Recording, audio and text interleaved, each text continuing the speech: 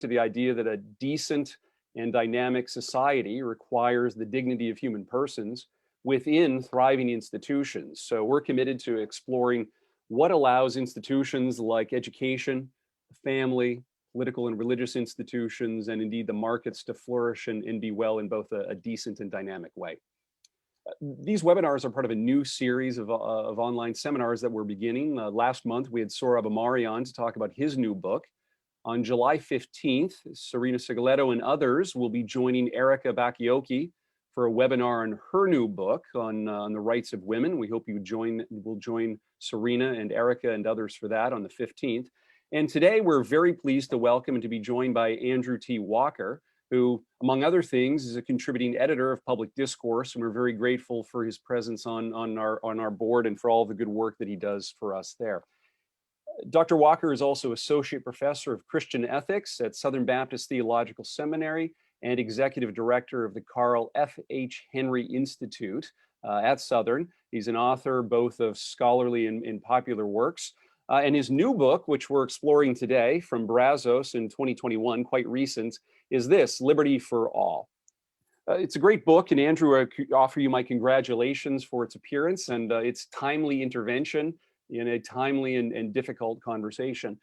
In the book, Andrew argues that religious liberty is not merely an Enlightenment notion, not merely a philosophical idea, not even merely a modus vivendi, a way of getting along in a kind of sociological admission that we disagree.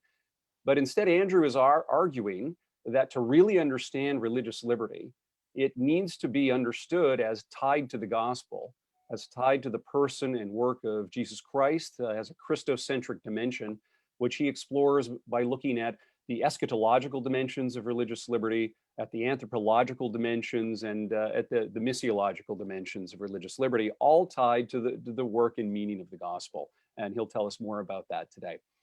This will be a webinar. You'll see only Andrew on your screen in just a moment.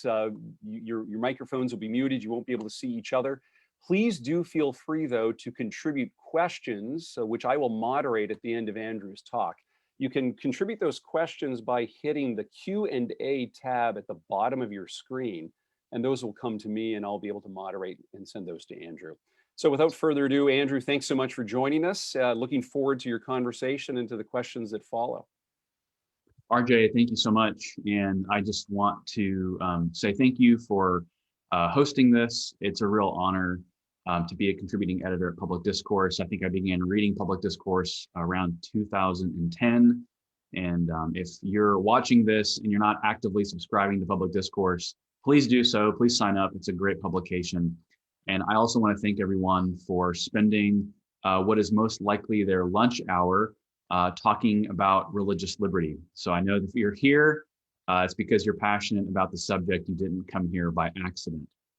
But before I get into kind of my formal remarks, I wanted to take just a moment and discuss why I wrote this book and kind of what precipitated the need for such a book. And the book, I should add, is a adaptation from my dissertation that I wrote here at Southern Seminary. And at the risk of that persuading you to not pick up the book, please let me persuade you otherwise, to let you know that a lot of the academic verbosity has been stripped out of it. It's been edited for clarity. And so it is a much more intriguing read than you would typically associate with the dissertation. But what I noticed as I was researching this conversation and topic of religious liberty is that, particularly in a Protestant context, there was very little theological foundation to how especially 20th century contemporary Protestant and evangelical thought had really conceptualized religious liberty. And in fact, where you found Protestants talking about religious liberty, it was more often in the context of constitutional matters and issues related to jurisprudence, and not really tied to any deeper theological coherence. And so I kind of asked the question, and my research question was, is there something intrinsic to the DNA of Christian theology that would lead me and lead us to a doctrine of religious liberty for the sake of public theology? And as RJ mentioned, the categories that I arrived at were eschatology, anthropology, and missiology. And today's talk, it's going to be a briefer talk because then we'll get to discussion, is what I'm calling eschatology and the possibility and impossibility of religious liberty. And I want to focus my brief remarks on the kind of eschatological component to religious liberty. And I should comment first on my use of the term eschatology. What I mean by that is it's a topic of in what direction is history moving and who has ultimate authority over determining matters of ultimate reality. And whether we say that accounting belongs to God or to man or political ideology is going to be the determining factor of whether a concept like religious liberty will occur in society. Now, as a Christian, I'm approaching this issue from the understanding that Jesus Christ is king. And as king, that means he possesses absolute authority over the conscience. But judgment, according to Scripture, and I'm particularly referring to here as judgment over the conscience, is something that is two things. It's first off, it's future oriented. And secondly, it's not ours to mete out. That judgment belongs to God and God alone. And these principles underlie what theologians have referred to as inaugurated eschatology, the idea that the era of redemption has begun, but it has not yet been completed. And it tells us that between the ascension and the second coming, there's an interim era where divergent belief is expected. And this frames up a very important aspect of my argument. It says that pluralism is a normative reality of this era because it has not been assigned to us to bring an end to pluralism. And it forces us to reckon with a question. What do we do with disbelief in this particular era that we find ourselves in? Do we punish it? Do we marginalize it? Do we make individuals who don't think like us into second-class citizens?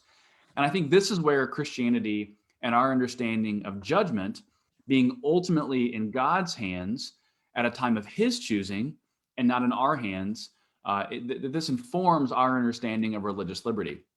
It also explains why rival eschatologies, whether of conservative or liberal varieties, prove inhospitable to religious liberty. And that's because what rival eschatologies will often attempt to do is to do what Eric Vogelin refers to as immanentizing the eschaton. And that's going to be kind of the focus of my remarks. So what I would want to say is that a principled commitment to religious liberty would be unintelligible apart from its foundation in God's transcendent plan for history, humanity, and redemption. But transcendence on its own terms is not enough. For a religion that believes utopia is possible in the present age will be a religion or ideology that's incompatible with freedom. And this is why Christianity is uniquely situated to make the argument that dissent from a reigning orthodoxy is permissible when the age is understood as contestable. And in my book, I make a sustained argument that the age that we are living in is a contested age. That Christianity teaches that God has come to earth in Christ, but that earth has not yet reached its climax. And there's an eschatological orientation to the Christian faith, and it ensures that transcendence is kept front and center while keeping puritanical and exacting forms of Christianity from being realized or totalized in the present. And this is only possible from a framework of inaugurated eschatology. So that wherever and whenever there are religious beliefs and ideas in secular society that might function like a religion, whenever these are placed within the domain of human authority, and again, whether that's a governmental domain or just simply a social domain, religious liberty is going to be threatened. And this is because fallible agents are not equipped to make discriminating judgments on one another's understanding of religion.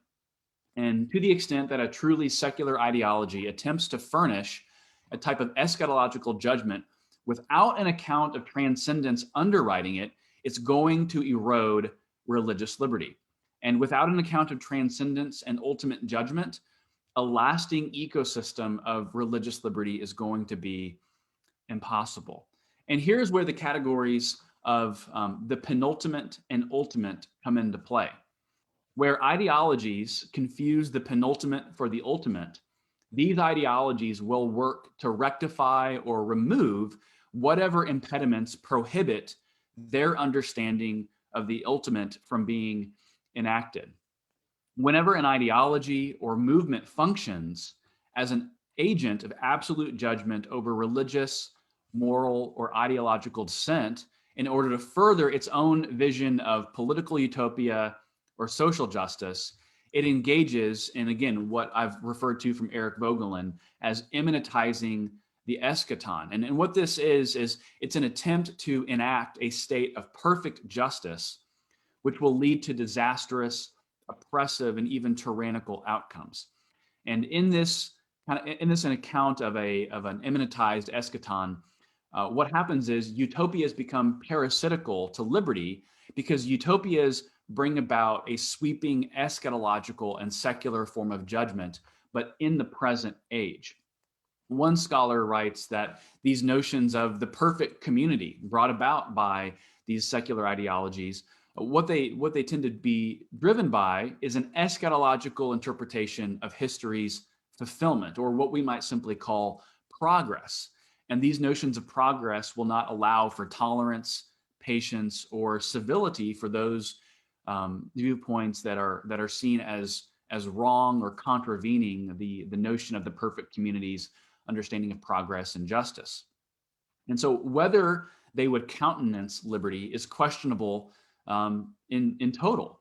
It's the result of what Richard John Newhouse calls the naked public square. It's one that's devoid of an adjudicating authority higher than the community itself. And for legitimate liberty-loving societies to exist, they need to have an understanding that it's not a self-referential understanding of the perfect society itself that is going to make those discriminating judgments, that they have to leave room for the reality of infallibility and perfect justice existing outside of a material understanding of the universe.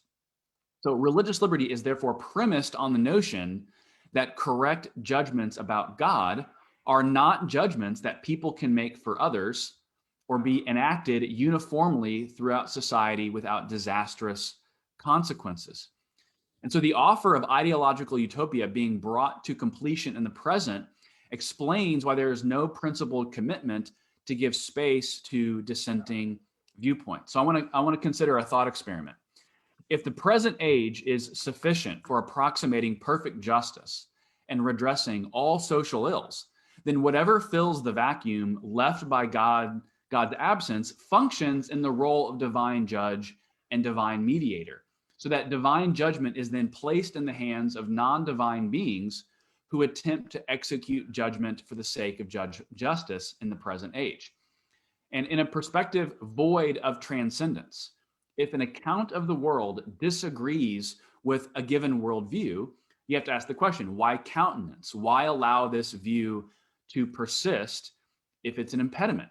So because if steps can be taken to eradicate the perceived social pathology in the present age, why not take steps, perhaps even through violence or suppression, to quash what the majority considers inappropriate dissent? I'm thinking here in particular of the LGBT activist Tim Gill, who said that what the kind of sexual progressive movement needs to do, because they're in power, is to punish the wicked, so to speak.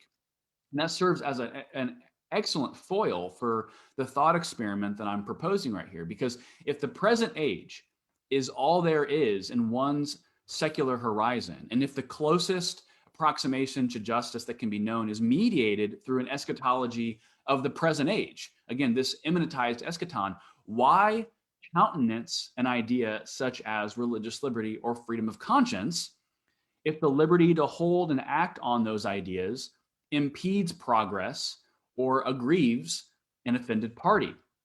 And this conflict is why ultimately clashes over religious liberty are not battles between religious persons and non-religious persons.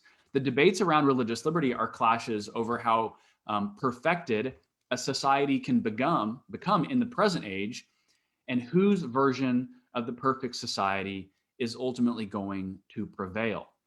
So a movement will foster liberty for those who disagree only to the extent that it understands its own limitations.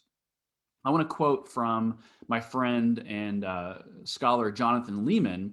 He notes that in the absence of divine judgment, what happens is simply human judgment functioning in the same capacity.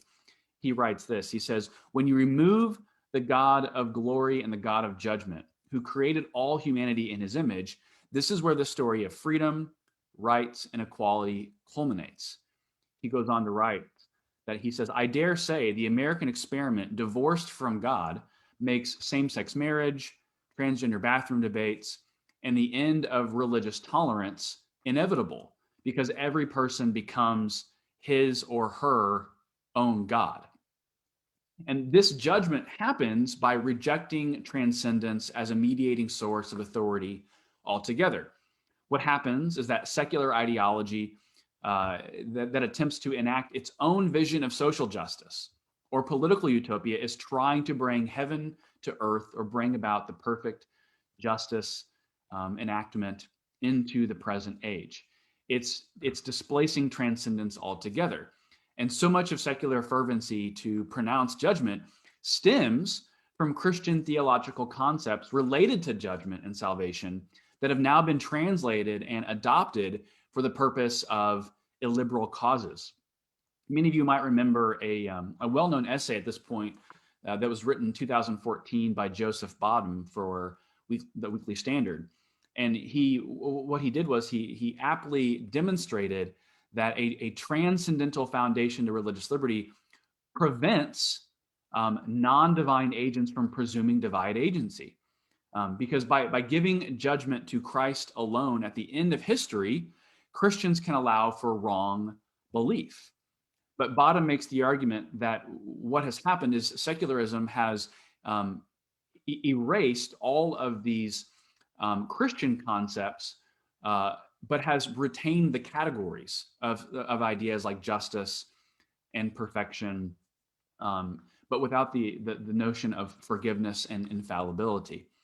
So by giving judgment to Christ alone at the end of history, Christians can allow for wrong belief in the present age. And that shapes a major foundation to my book's argument, is that pluralism is a normative reality of this particular age. It's something that we are to expect because judgment is not ours to mete out. That judgment belongs to Christ, but it belongs to Christ at a future point of history that he will bring about at his particular choosing.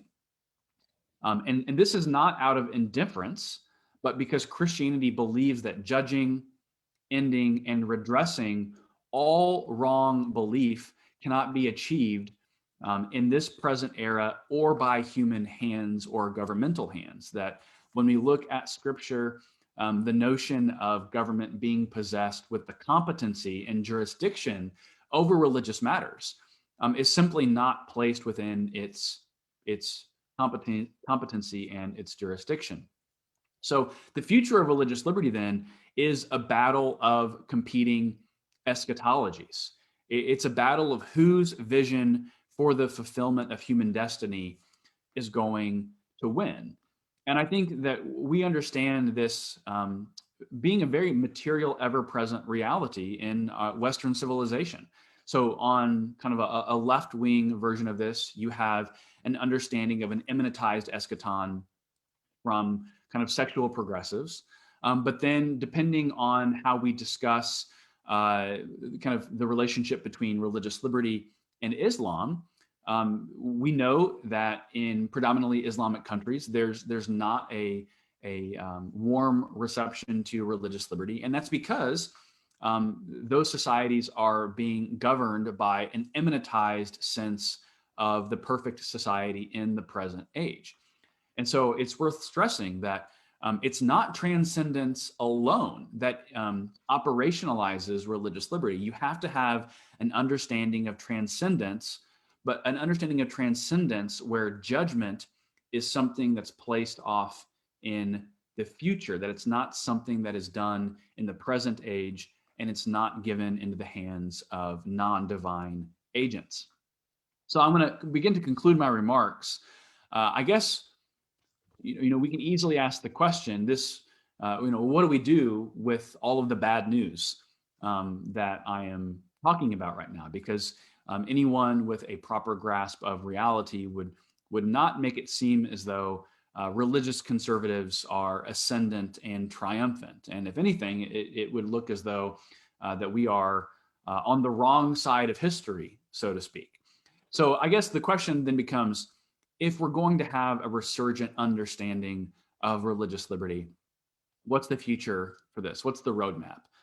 Well, I have three quick answers. I don't propose for them to be revolutionary. In fact, they're quite obvious, but I think we just need to create that roadmap for our own sake. I think first and foremost is we need to be about the task of conversion and evangelization. We need to spread the good news of the gospel of Christ. And as we spread the gospel, as people come to a saving knowledge of who Christ is, we need to communicate this understanding of religious liberty behind it. As many of you know, I'm a professor at the Southern Baptist Theological Seminary. And one of my burdens is to communicate to a new generation of Baptists how central religious liberty is to Baptist identity. I don't assume everyone listening to this is overly familiar with the Baptist tradition. But when you go back to America's founding, it's individuals like Roger Williams and John Leland who were integral in an understanding of religious liberty that would be inscribed in the First Amendment. And tragically, a lot of Baptists have forgotten that legacy. And it's easy to forget that legacy when you become a majority culture or a dominant culture. And as I'm reminding my students right now, religious liberty it's a dissenter's doctrine. It's for those in the minority. And so I'm needing to commit all of my classroom efforts and energies to reminding future Baptist pastors and Baptist scholars how central religious liberty is to our identity as Baptists, but moreover as Christians, because the notion of conversion, it has the notion of freely receiving the gospel tied into it. That coercion of the conscience and coerced faith are actually contradiction in terms. And so that central to an understanding of religious liberty is an authentic understanding of conversion. I would say a second key pillar of this is tied to what I've already mentioned, is being about the task of educating. What we know is that when things become tacitly assumed, the finer contours of a particular doctrine and belief, they can easily be forgotten. And so what I find myself doing in this conversation is being about the task of retrieval, theological retrieval, and simply reminding people that we can no longer take for granted that religious liberty is understood as a public good. It's simply not.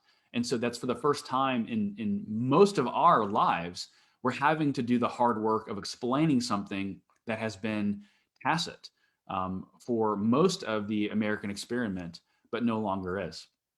And then third, very practically speaking, it means that we need to be installing into office the candidates who have this robust understanding of religious liberty.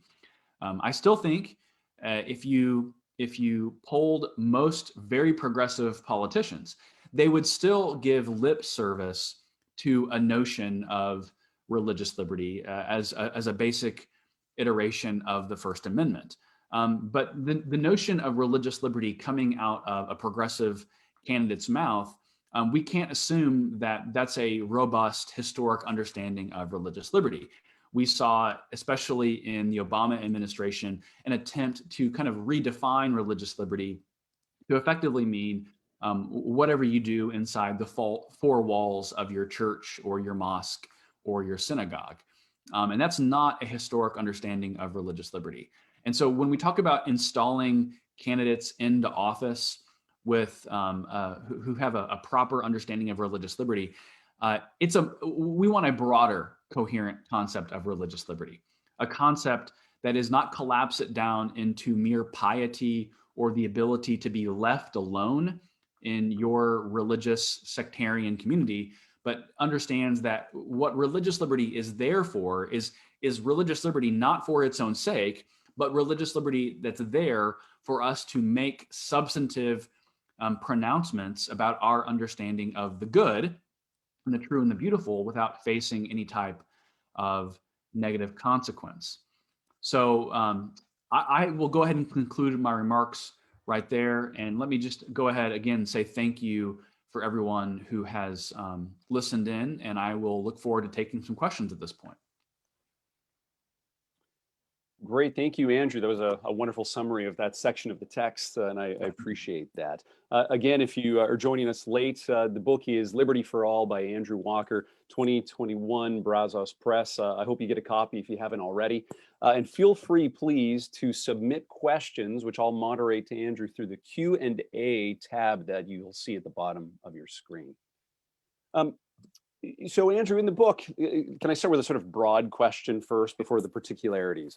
In the book, it's not as if your sole audience is Christians or Baptists, but it certainly seems as if the book has a particular concern to remind Christians of something that maybe they've forgotten, or to augment an understanding that they currently have.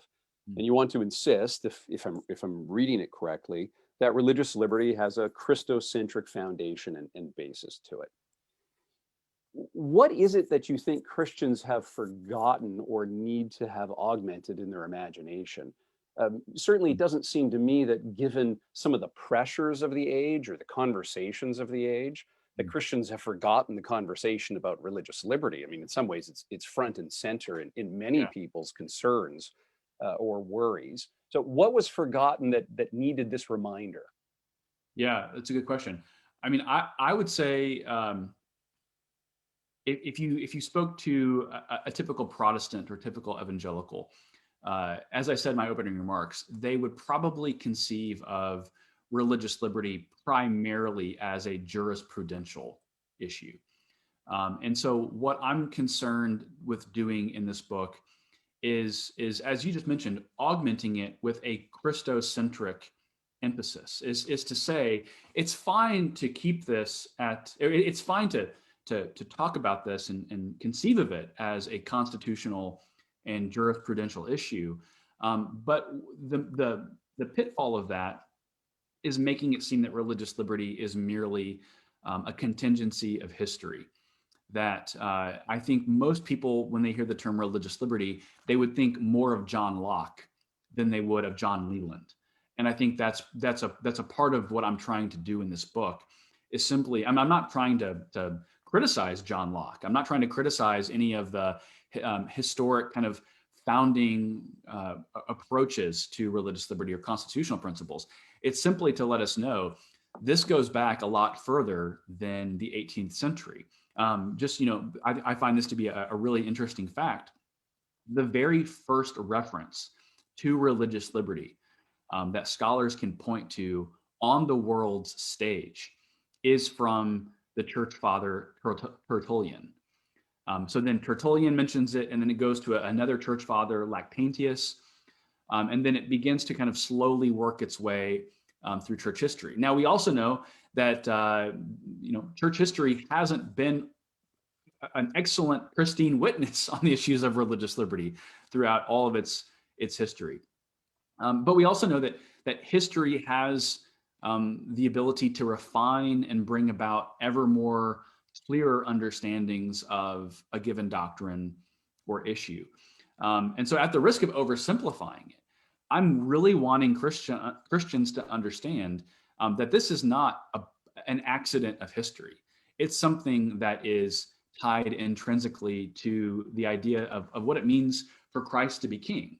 One of the things I'll often do in my classes is kind of zero out on religious liberty more broadly and communicate that this is not simply about free exercise. Religious liberty is at almost its kind of tectonic level. It's helping us understand the relationship between eternal authority and temporal authority. And so that brings us into some massive metaphysical theological questions. And so when we talk about Jesus Christ is king, like that's not just a pious truth to tuck into our hearts to make us feel good. Now, it should make us feel good, but it's more than that. It means it actually has political ramifications. So that when I'm defending someone's religious liberty, I'm not preeminently defending their religious liberty as an American. I'm defending their religious liberty because ultimately I believe they've been made in God's image. I have to respect the integrity of their conscience's faculties, even if I disagree with how they perceive or grasp their understanding of religion. I have to respect it because I believe they are made in God's image and they possess certain faculties that need to be respected and honored. And so that means I'm having to do this as a Christian, not simply as an American. Sure. So there certainly seems to be a recovery of history there, right? So it's not John Locke alone; it's also Tertullian. Yep. Certainly, that's the case. You're fine. The second half of your answer, it seems to be a bit more about the content or meaning of religious liberty itself, right? The duty we have to God to seek the truth of God, the impossibility of our duties to God being discharged through someone else's external force, and that sort of thing. When we, and I'm sure this is a sort of common sense objection that you might get about the book, and you've probably heard it and have good answers to this. So I'm asking it because it seems to be the kind of common objection you might hear. When we turn to the particular claims of Christianity to ground religious liberty, and at the same time, as you articulate, the secular age is the age of contestability, but in a way which we're looking for consensus, if I remember you, and we're looking for our claims to be publicly available or publicly contestable. Isn't there a risk that by turning to the particularities of the Christian claim, we become less publicly accessible, and that one of the reasons to translate, even if it's to weaken and diminish the particularity of the Christian claim, to translate it through the language of John Locke is precisely so that it's public and contestable and so on? Yeah, I think you're picking up on. I don't think it's a contradiction in my book. It's a paradox and a tension I'm trying to live with in the book, which is simultaneously to say, I think if society jettisons its Christian foundations, I do think religious liberty is going to be imperiled for sure. At the same time, because of my understanding of creation order and natural law, I would absolutely defend the intelligibility of religious liberty on, I don't want to use the term secular grounds necessarily, but on broadly constitutional and natural law grounds. And so in the book, I talk about what I call the 3 A's of religious liberty, that we have these notions of authority, adoration, and authenticity. And so what I'm trying to do here is again, I don't necessarily think a hardened secularist would be persuaded by my case. But what I'm trying to show them in the book is they are operating on principles tied to religious liberty, whether they are religious themselves or not. And so, one of the things I'm trying to do in this book is I don't expect the secular progressive to necessarily agree with me. In fact, the book is written to Christians. But in this age where disagreement is equated to a threat to someone's dignitary harm, for that matter, or to their dignity, what I'm really seeking to do is to explain the reasonableness of a Christian account of religious liberty. Because if we cannot begin to make arguments that are, at least on the surface, reasonable, and they sound only sectarian, we're going to do ourselves a massive disservice. And so to me, this is a book that I'm kind of explaining the architecture of religious liberty to Christians proper, and then saying to Christians, okay, here's this blueprint for religious liberty. Here's how we operationalize this in society if we're going to explain the intelligibility of religious liberty. But again, I want to note there's that tension of I mean, it's the whole notion of tension behind religious liberty. If you argue for decoupling the relationship between church and state, you are giving access for potentially nefarious actors to gain power and to take your power away from you, or to take your freedoms away from you. And that's a massive tension that I have to live with in the book. But I think that tension is properly textured to the nature of that age that we're living in, which is that contested age. And I'm very Augustinian in my public theology. I don't believe that history in this age is either uniformly bad or uniformly good. I believe it's kind of an admixture of both. Sure. But I mean, at the same time, I'm not Pollyannish about the state of religious liberty in America or in Western civilization. And so, if anything, it's a wake-up call to Christians that this needs to become something that is not merely um, a lower tier issue in our kind of moral and ethical triage. It needs to be at the very forefront, because I'm framing religious liberty up as a foundational pillar to religious, or to public theology more broadly. That at every single point of a Christian's engagement in the culture, they are wittingly or unwittingly relying on the concepts of religious liberty. And so what I'm trying to do in this book is merely make those implied categories more explicit. Great, thank you. Thanks to all the questions that are coming in. Please keep sending them in on the Q&A function. Andrew, there's a couple of questions here which are similar, so I'm going to try to combine them in my own words to see how you would answer them.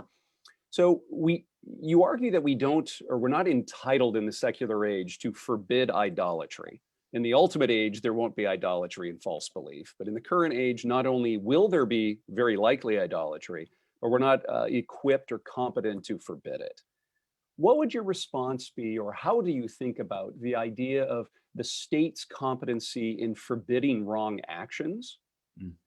Particularly, and in the book you articulate this as being a question of justice, but particularly when what we might think of as wrong actions or immoral actions, let's take abortion as an example, in the popular mind are religious arguments or religiously based motivations, so that when we argue against abortion, let's say, in the minds of some, that sounds an awful lot like being tantamount to forbidding idolatry. If we're not equipped to forbid idolatry, are we handcuffing ourselves in our ability to argue against abortion and a whole other host of things, which as Christians we may think is wrong, and which the popular mind is going to think is a religious belief? Yeah, I mean, I think there's two ways to answer that. First off, I mean, I think that I would say yes. If you're pro-choice, you're exhibiting a type of idolatry, certainly. But whether or not someone who disagrees with my religious foundation perceives themselves as an idolater, I don't know if they would or not, because the language of idolatry has religious overtones to it. So I think there's almost two conversations. There's a conversation we have to have out in the broader culture about how we would dialogue and debate with someone who disagrees with us on abortion, versus how we as Christians would morally assess what is happening when someone is pro-choice, that ultimately they are some form of an idolater. But then I would also say, no, it does not handcuff us whatsoever. This is where I think we have to have an energized doctrine of the natural law. And so let's just take the abortion question head on. In April of 2021, I believe First Things published a really interesting long essay from John Finnis, arguing that on originalist grounds, that at the time of the passage of the 14th Amendment, the idea of a person would have included the unborn. And so to me, that is an example of both where our jurisprudence, our natural law can coordinate together and simply say, yes, I can make an argument against abortion on the grounds of Genesis 1 and Genesis chapter 2. But I can also make an argument against abortion on the grounds of biology and basic goods, such as the preservation of life.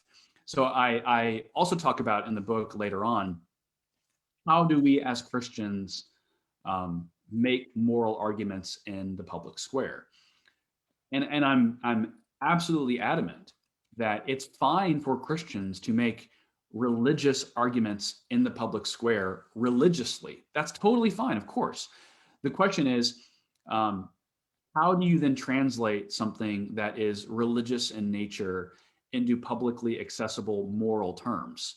And in fact, I borrowed off an article written by Matthew Frank several years ago at Public Discourse, where he talks about, if you say the sixth commandment prohibits abortion, well, that's a religious claim because it's from the Ten Commandments.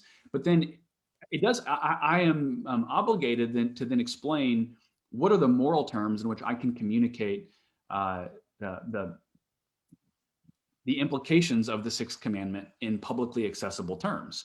And that's where you're going to then need kind of the natural law argumentation to come into play here. So no, I don't think it handcuffs us at all.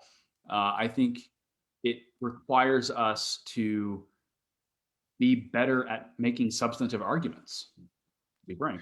So when it comes to a matter of a law, let's say abortion is outlawed or restricted by some form of law, that an obsession with choice, I'm asking if this is true, that obsession with choice might also be idolatry and might also violate a commandment of the Decalogue. That's not the reason to justify the law. Would that be right? That's a good question. So yes and no. Okay. How I answer that? I would say if we're drafting legislation, we're not drafting legislation citing Exodus chapter 20. In my view, Exodus chapter 20 is an implication that flows from creation order established in Genesis chapter 1. And I would also say in the Noahic covenant in Genesis chapter 9.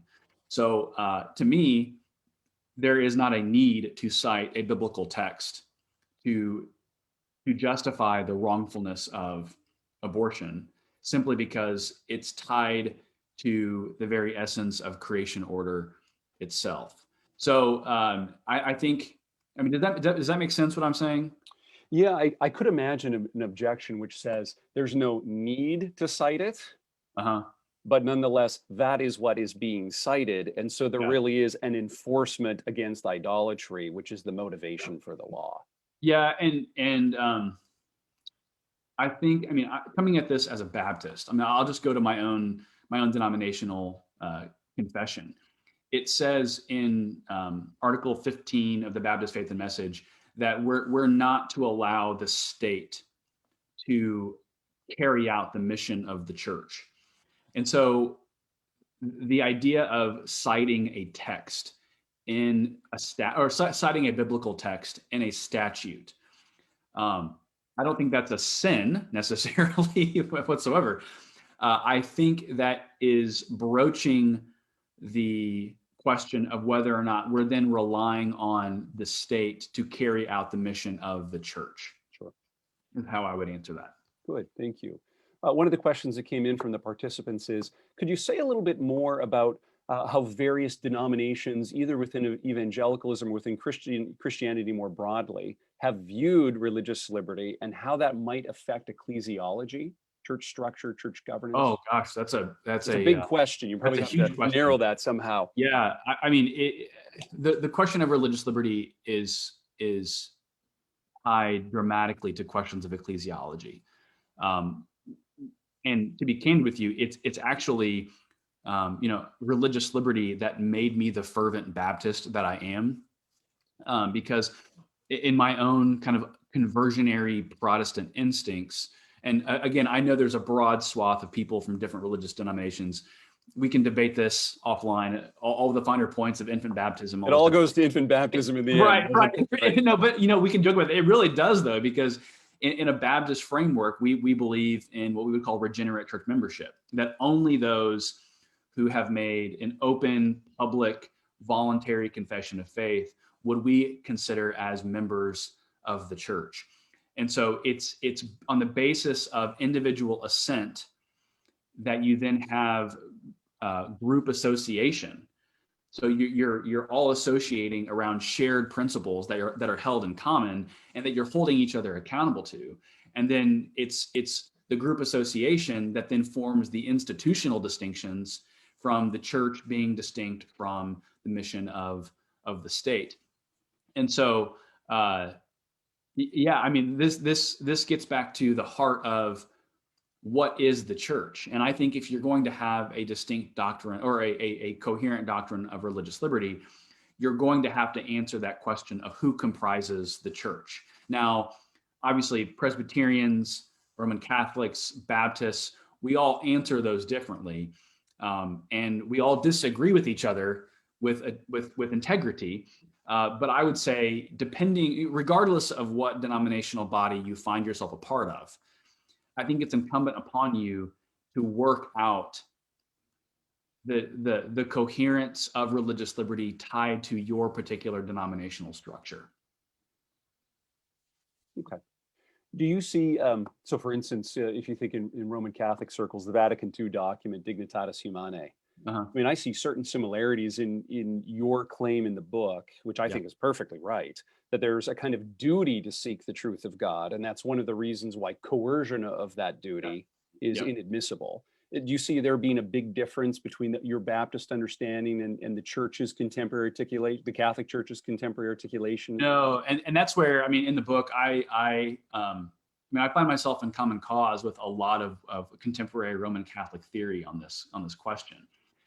The notion of coercion, as I said in my remarks earlier, it's completely antithetical to the notion of there being sincere, voluntary, authentic faith.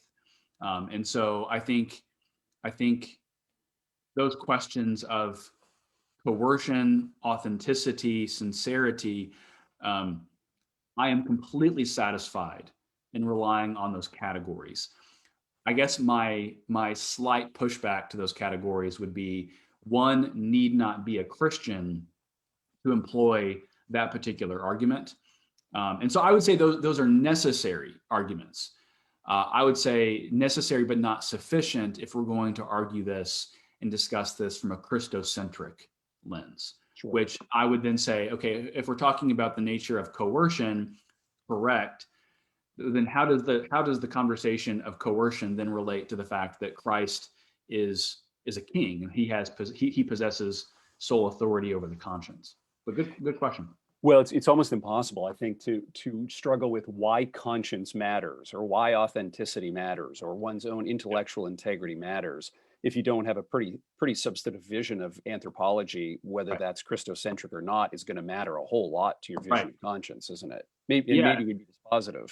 Yeah, no, and that's one of the really interesting things that came out of my research was, I was reading non-Christian historians, and they all made the argument that, you don't have a robust understanding of human dignity and human rights, and until really the Christian moral anthropology takes root in our civilization, and it's from those kind of Christian moral foundations of the human person possessing a type of ontological nobility that you can then say that ideas like freedom, reason, conscience, self-constitution, all of those things they're all goods of some sort, that they can't be easily discarded and kind of dispatched to the needs and whims of the collectivist state.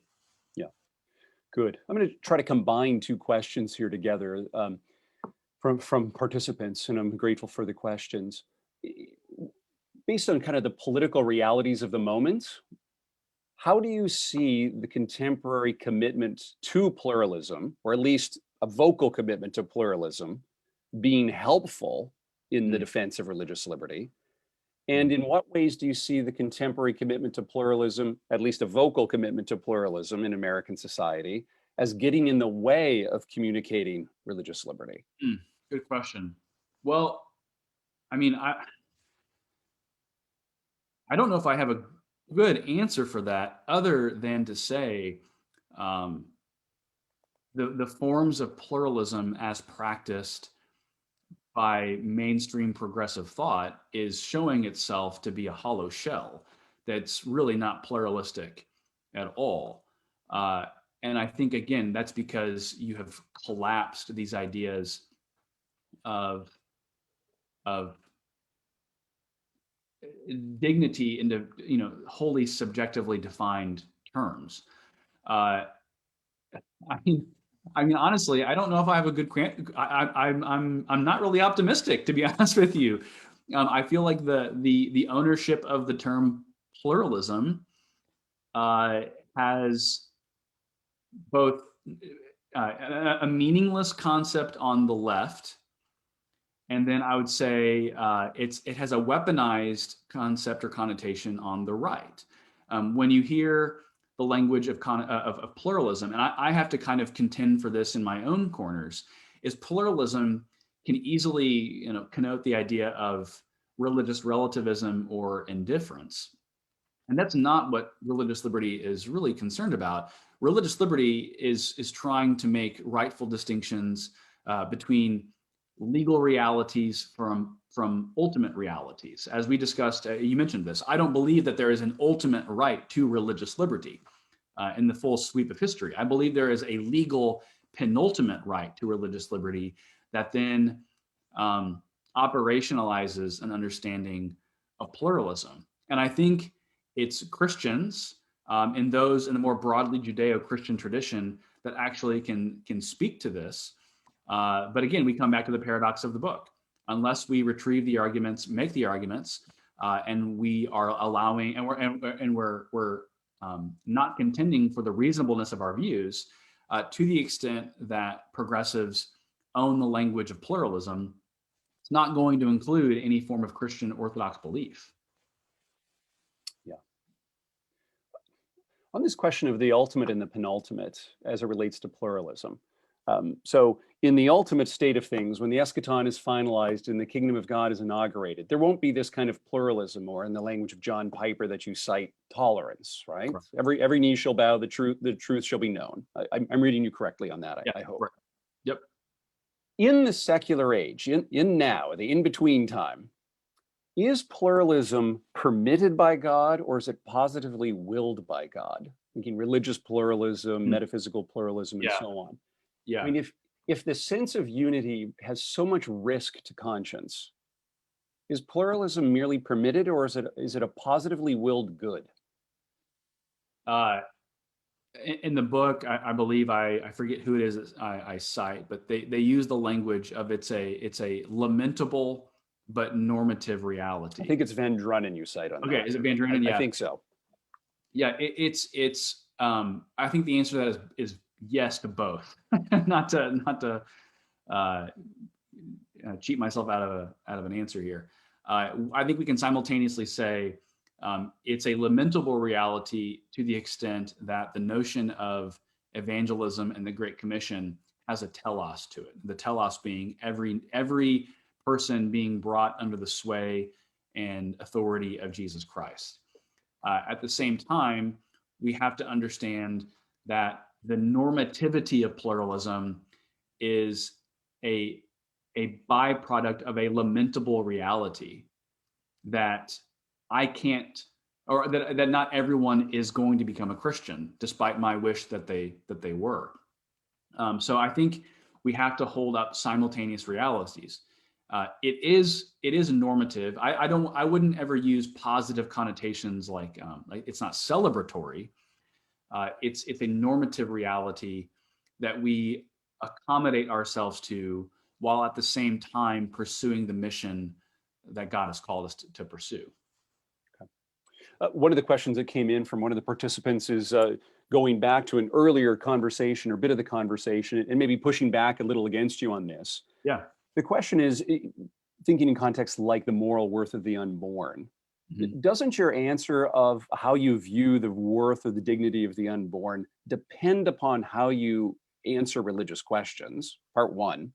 And then part two, isn't natural law and common grace itself religiously dependent, such that if you appeal to natural law, what you're really appealing to is common grace, and when you're appealing to common grace, what you're really appealing to is religion? Such that to try to translate the project in language of public reason, natural law, and so on is really just a religious enforcement or a fool's errand? Yeah, good question. I mean, what was the first part of the question?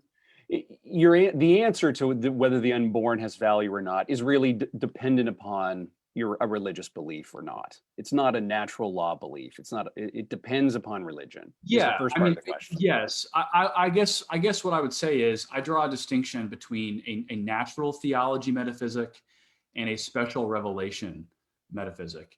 And so, I mean, ultimately, when I say natural law, I mean that in a kind of Thomistic eternal law sense. And I would say the secularist who happens to be pro-life, and there are secular pro-life people, I would say they are unwittingly aligning themselves with eternal law in that particular instance. And so I'm not trying to evade the answer. I would simply say if I were having the conversation with a secular progressive on the life question, um, I don't I don't view my conversation with them as though I'm only allowed to use one weapon in the arsenal, so to speak. So use natural law, appeal to conscience, appeal to sociology, appeal to biology, and then of course, by all means, appeal to special revelation. I guess the question, what I would push back on that question is me merely citing text saying the Bible says so. Is that going to do any more to convince the secular believer than than me appealing to a biological argument? I feel like in some sense those types of questions, they become circular, because whether or not you're appealing to scripture or you're appealing to reason, they're all kind of circularly self-referential. And so at some point, someone's going to have to contend with, well, what provides the best evidence for belief X or Y? Yeah. I mean, that gets us into the thorny issues of whether belief in natural law requires a religious belief or not. And that's, Yeah, that's yeah, a right. long-standing question, to be Yeah, sure. We have just, about a minute and a half left here, Andrew. So kind of a broad question. The book's published, you're an author, you look back on the book and you see things you might have done otherwise, and you start to read reviews and hear yeah. objections. What do you think people are missing when they read the book? Or what do you wish you had articulated differently? Or what have you learned since the book came out? Yeah, I think if I could go back and add, I don't know if I would add a chapter, I would add a substantive section kind of responding to critiques of religious liberty from more conservative circles. Right. There, since the book, before it published, but after it had gone to press, there were prominent evangelical pastors who were making the argument that we really shouldn't be supporting religious liberty because that means we're condoning someone's idolatry. Right. And so I did end up writing some articles about that at the Gospel Coalition, but not enough time to get it thrown into the book. So I think that I think one of the new arguments that religious conservatives will have to familiarize themselves with is responding to conservative critiques, and some of what you've kind of mentioned a little bit in our hour together is religious liberty in effect giving away the field. Right. Are you condoning immorality? And also, I mean, this gets to the questions of what's happening on the right more broadly. Is this question of kind of integralism and Christian Reconstructionism? And in the book, what I end up doing at the very end is making an argument for a form of liberal democracy that is normed and shaped by the Christian tradition. I don't think liberal democracy in itself is going to have the seeds to have a robust understanding of religious liberty, because liberal democracy is always going to be shaped and defined by those in power. And unless there's a Christian ecosystem behind it, I think that liberal democracy is going to end up eating itself and being inimical to liberty in the long run. We just spent the last hour with Andrew T. Walker of the Southern Baptist Theological Seminary discussing his new book, Liberty for All. If you haven't read it yet, I hope you do. I hope you buy a copy and support Andrew and his work. Andrew, thank you so much for spending the time with us. Great conversation, and learned a lot from it. If you're interested, you should subscribe to The Public Discourse at thepublicdiscourse.com. At The Public Discourse, we've had 2 articles already in conversation with Andrew's book. So you can see more about it there. And of course, it's receiving conversation reviews in a variety of sources. So I hope you read more about it and ultimately read the book itself. We also hope you'll join us on July 15th for a panel led by Serena Sigaletto of the Public Discourse with Erica Bakioki and others on Erica's new book, The Rights of Women. My thanks to all of you for reading Public Discourse, for participating in today's webinar, and Andrew, especially to you for joining us. Thanks very much, and wish everyone a great afternoon. Thank you. Thank you. Thanks, Andrew. That was great.